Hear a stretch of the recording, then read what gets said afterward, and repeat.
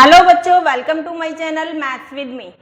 इस वीडियो में हम कर रहे हैं क्लास 9 का चैप्टर 2 का एक्सरसाइज नंबर 2.2। क्वेश्चन नंबर 4 देखेंगे। इसका क्वेश्चन नंबर 4 क्या कहता है? The difference between two positive integer is 63। The ratio of two integers is 2:5। Find the two integers. तो देखो, इंटीजर्स बोला है, दो इंटीजर्स हैं जिनके और दोनों ही पॉजिटिव हैं, जिनके बीच में जो डिफरेंस है ना वो है 63। ठीक है, फिर उनके बीच की रेशो भी दे दी और आपसे पूछ लिया बताओ वो इंटीजर कौन से हैं। तो देखो, पहले ना इस क्वेश्चन को एक एग्जांपल से समझने की कोशिश करते हैं। आपको क्वेश्चन कह रहा है कि दो इंटीजर्स हैं, उनके बीच में जो सम है, सॉरी डिफरेंस है, वो है 63। क्लियर है? दोनों में से कोई भी इंटीजर हमें नहीं पता। चलिए, फर्स्ट इंटीजर अगर हम x मानते हैं तो मैं वैल्यू बताऊंगी आपको, क्योंकि मैंने x बोला है। ठीक है, x वाली वैल्यू मैं ही आपको लेट करने के लिए बोलती हूँ। तो ये हो गया 100। मैंने बोला कि अगर पहला इंटीजर 100 है तो 100 में से मैं क्या माइनस करूं कि मेरा आंसर 63 आ जाए। ठीक है, अब आप लग गए अपनी कैलकुलेशन में। तो भाई कैलकुलेशन से काम तो चलेगा नहीं ना, क्योंकि ऐसा तो नहीं एग्जाम में यही पूछने वाला है। अब 163 कर दे आपको, तो आप क्या करोगे? यानी कि कोई ना कोई तो रूल होगा ना इसको फाइंड करने का। तो देखो, समझो इस रूल को। मैंने ये माना कि मैं 100 में से कोई भी एक वैल्यू माइनस कर दूं। ठीक है, तो मेरा आंसर कितना आ जाएगा? 63। अब बेसिकली मुझे ये वैल्यू ही निकालनी है, क्योंकि फर्स्ट नंबर तो मैंने आपको बता दिया कि फर्स्ट नंबर क्या है, मेरा x है। तो लेट कर लो first integer equals to x। दिक्कत है इस क्वेश्चन में कि सेकंड इंटीजर कैसे पता लगेगा। तो देखो बेटा, सेकंड इंटीजर नहीं पता ना, सेकंड इंटीजर को ना यहीं रहने दो, अपना ना क्वेश्चन सॉल्व करना शुरू करो। ये 100 है, ये उधर जाके माइनस होगा ना। ठीक है, तो मैंने पहले इसको माइनस किया। अब इन दोनों को करिए माइनस। माइनस करोगे तो आपका आई थिंक आएगा 47, नहीं 37। ठीक है, माइनस का 37 आएगा ना, माइनस से माइनस कट जाएगा, यानी कि वो सेकंड इंटीजर आ गया 37। ये चीज क्लियर हो गई। लेकिन यहाँ 100 तो हमारे क्वेश्चन में कहीं था ही नहीं, मैंने ही बोला है ना आपको 100। तो जहां 100 है उसके बदले में आप क्या रखने वाले हो? x रखने वाले हो। तो इट मीन्स सेकंड इंटीजर कैसे निकलेगा? सेकंड इंटीजर निकलेगा हमारा 63, यानी कि जो डिफरेंस था ना दोनों का, उसमें से माइनस कर देंगे फर्स्ट इंटीजर को। क्लियर हो गया? कोई डाउट तो नहीं है? एक बार इस एग्जांपल को समझना, एक दो बार वीडियो को दोबारा देखना, क्लियर हो जाएगा आपको। आगे आपको दे रखा था इनकी रेशो। तो चलिए, इनकी रेशो कितनी की बनती है हमें क्वेश्चन में? 2:5। 2:5। तो इन दोनों को रेशो में, रेशो का मतलब होता है बेटा डिवाइड में लिख देना। इसको भी डिवाइड में लिख दें, क्रॉस मल्टीप्लाई कर लें। 5 को x से करा तो आ गया 5x। 2 को 63 से मल्टीप्लाई कीजिए 126। 2 को x से मल्टीप्लाई भी करेंगे हम 2x। ये चीज क्लियर हो गई। अब x वाले नंबर एक साइड ले आइए, माइनस था, राइट हैंड साइड आके प्लस हो गया, इक्वल टू में रह गया 126। दोनों को ऐड कीजिए 7x। अब ये दोनों मल्टीप्लाई में है, मल्टीप्लाई का नंबर इक्वल के उधर जाता है जब राइट हैंड साइड पर, तो वो होता है डिवाइड। माइनस मत कर देना इसको।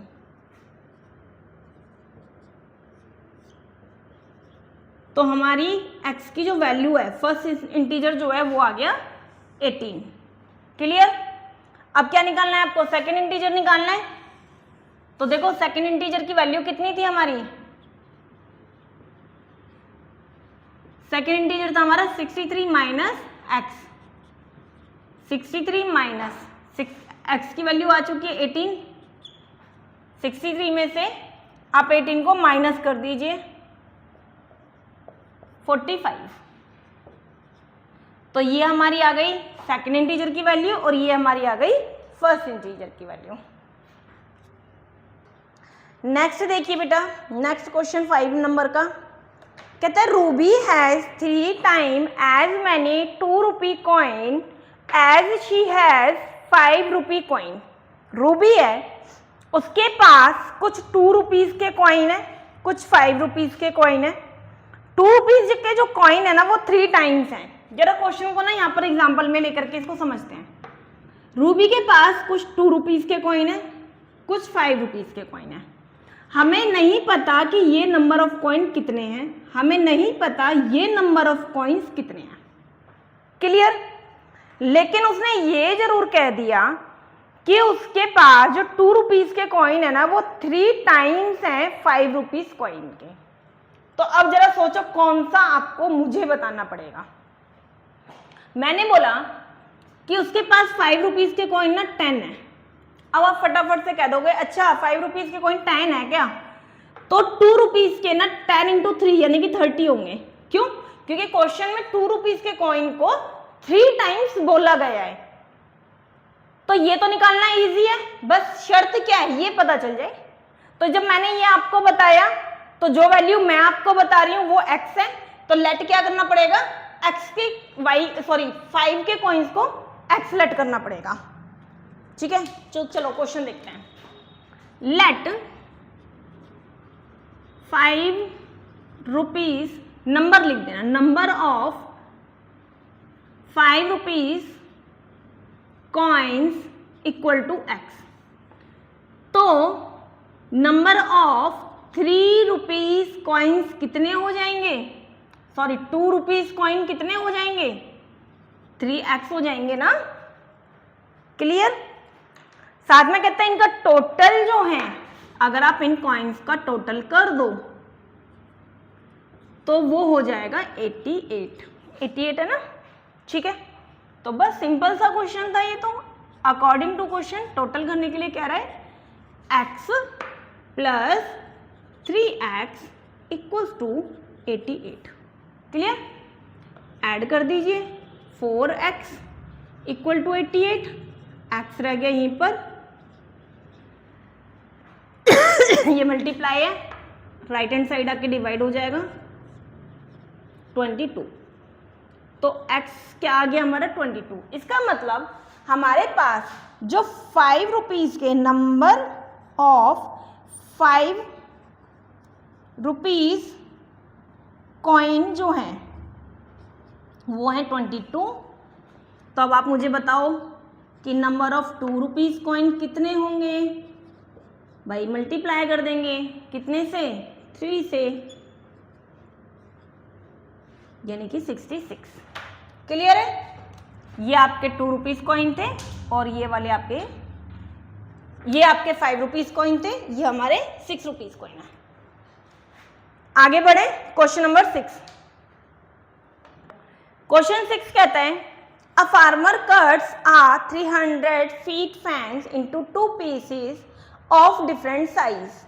The longer piece is 4 times as long as shorter piece. How long are the 2 pieces? देखो बेटा, एक फार्मर है, ये फार्मर क्या करता है, 300 फीट का कोई फैंस है इसका।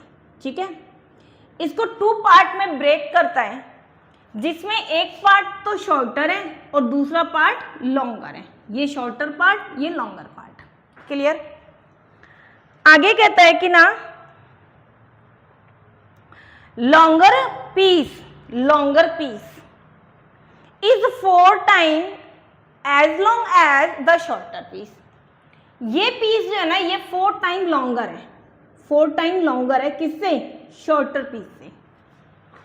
यानी कि 2 पीस है हमारे पास, दोनों को ऐड करके 300 आना है। क्लियर है? इतना तो टोटल फैंस हमारी 300 है। अब मान लीजिए ये शॉर्टर वाला है, ये लॉन्गर वाला है। शॉर्टर पीस नहीं पता, लेकिन वो ये कह रहा है लॉन्गर पीस शॉर्टर पीस का 4 टाइम है। तो अगर मैं यहाँ पर शॉर्टर को x लेट कर लूँ, ठीक है, तो लॉन्गर कितना हो गया, 4x हो गया ना। क्लियर? आ जाओ अपने क्वेश्चन पर, लेट करो, लेट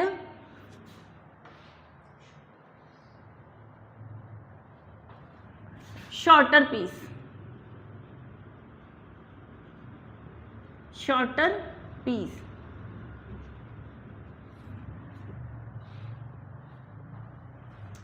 शॉर्टर पीस हो गया हमारा x, तो लॉन्गर तो आप निकाल लोगे। क्यों? क्योंकि उसी ने बोला है, क्वेश्चन ने बोला है कि वो 4 टाइम है, यानी कि 4 से x मल्टीप्लाई हो जाएगा। अब देखो टोटल लेंथ कितनी थी इनकी, टोटल था हमारा ये 300। क्लियर?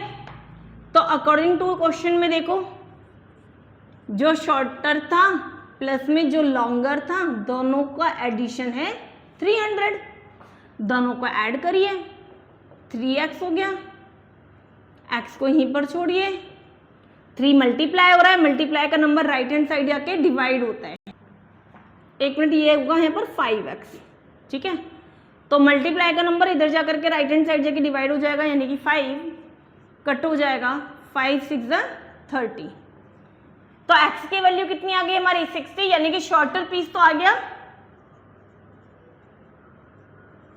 जो शॉर्टर पीस है वो आ गया 60 मीटर का।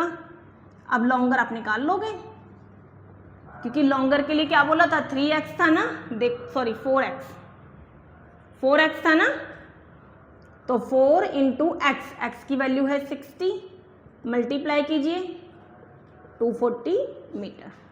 तो ये हमारा आ गया फर्स्ट शॉर्ट वाला और ये हमारा आ गया लॉन्ग वाला। क्लियर?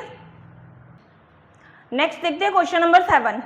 क्वेश्चन 7 कहते हैं if the length of a rectangle is 3 more than twice. दो कंडीशंस हैं, 3 मोर देन ट्वाइस, यानी कि लेंथ आपकी बार ट्वाइस भी हो रही है और 3 ऐड भी हो रहा है। क्लियर है?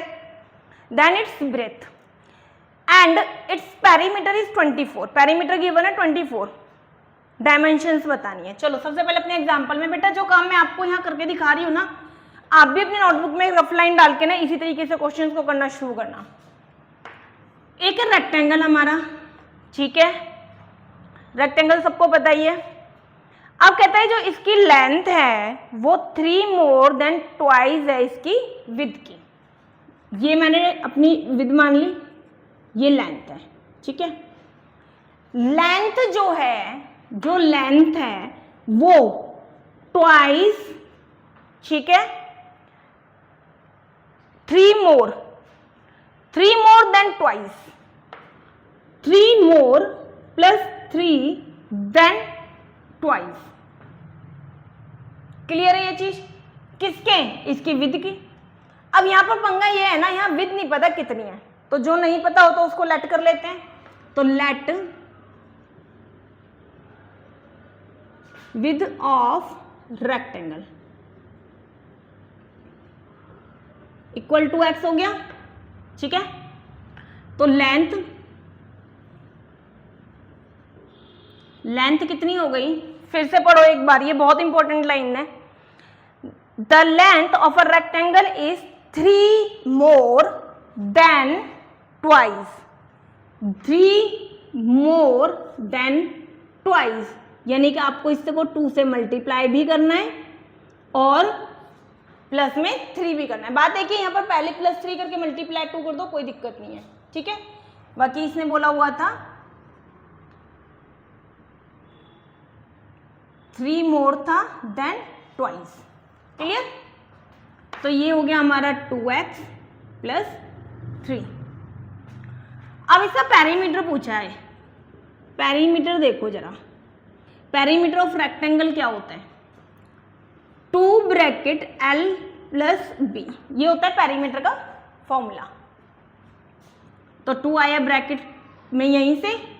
लेंथ देखिए, अब हमारी लेंथ कितनी थी, लेंथ थी ये वाली, यानी कि 2x प्लस 3। ठीक है, ये लेंथ थी, प्लस में ब्रेथ, ब्रेथ कितनी थी मेरी x। क्लियर? ओपन कीजिए, पहले अंदर इसको सॉल्व कर लीजिए, इजी हो जाएगा। अब देखो x वाली वैल्यू को x वाली के साथ सॉल्व कर सकते हो आप, 2x प्लस x 3x हो गया। ब्रैकेट के बाहर अगर कोई भी नंबर है तो वो ब्रैकेट के अंदर के सारे नंबर से मल्टीप्लाई होगा। 3 2 6x, 3 2 6। ठीक है, अच्छा पेरीमीटर ना गिवन था क्वेश्चन में, तो पेरीमीटर के नीचे पेरीमीटर लिख देंगे क्योंकि ये हमारा गिवन था, ठीक है। अब x की वैल्यू को यहीं छोड़ा 24, ये विदाउट x इधर की साइड आ जाएगा -6 कीजिए 18, ठीक है। आप चाहो तो इसको इधर लिख के भी कर सकते हो, कोई दिक्कत नहीं है। 6x = 18, 6 मल्टीप्लाई हो रहा है, राइट हैंड साइड पे जाके ये डिवाइड हो जाएगा 3। इसका मतलब आपकी लेंथ जो आई है ना, सॉरी विड्थ जो आई है ना, वो आ गई है 3 मीटर। अब निकालते हैं इसकी लेंथ।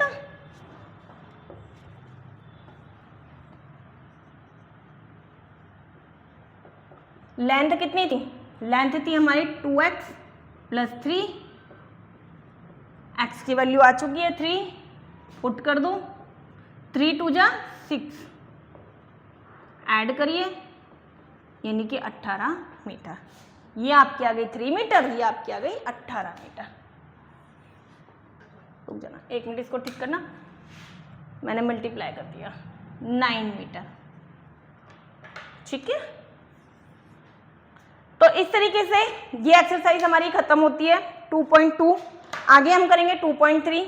अगर आपको मेरी वीडियो अच्छी लगी हो तो प्लीज़ ज़्यादा से ज़्यादा बच्चों को 9th क्लास के जितने भी स्टूडेंट्स हैं ज़्यादा से ज़्यादा इसको शेयर कीजिए, ताकि उनको अपनी मैथ्स को करने में बहुत इजी तरीके से कोई भी दिक्कत ना हो और अच्छे से कर पाएँ।